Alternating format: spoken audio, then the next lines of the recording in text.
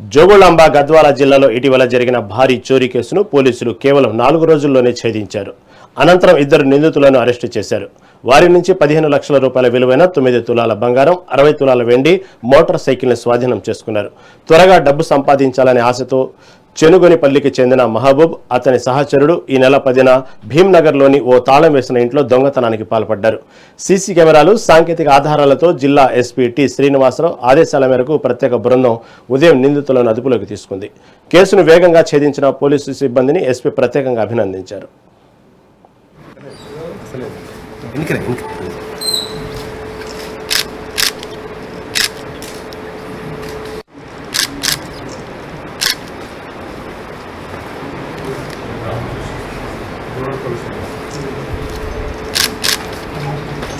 Advance వారంలో జరిగినటువంటి దొంగతనం కేసుని 4 రోజుల వ్యవధిలోనే ఛేదించినటువంటి జిల్లా టౌన్ పోలీస్ యంత్రాంగం మొత్తాన్ని ప్రత్యేకంగా అభినందిస్తున్నాము.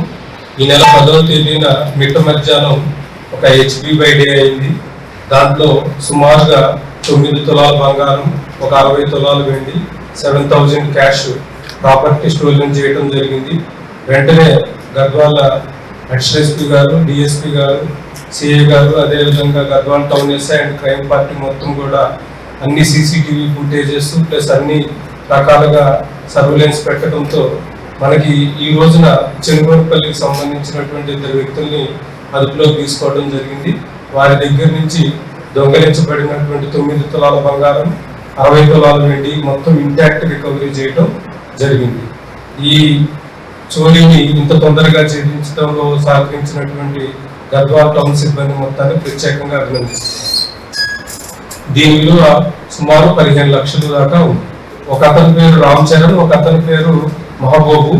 రామ్ చరణ్ మైనర్ అవడం వల్ల అతన్ని స్పెషల్ గా జూనియర్ కోర్టుకు పంపించడం జరుగుతుంది.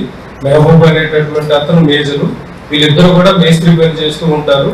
దాంతో వచ్చేటటువంటి డబ్బు సరిపోకపోవడం వల్ల ఎట్టి పరిస్థితుల్లో వీళ్ళ కాలువ గట్టు మీద వచ్చేటప్పుడు ఆ ఇంటిని 2-3 రోజులు అబ్జర్వ్ చేసి దాన్ని చోరీ చేయడం జరిగింది. ఒక రాడ్ తీసుకొని మొత్తం ఆ లాక్ బ్రేక్ చేసి మొత్తం ప్రాపర్టీని తీసుకొని వెళ్ళారు. తర్వాత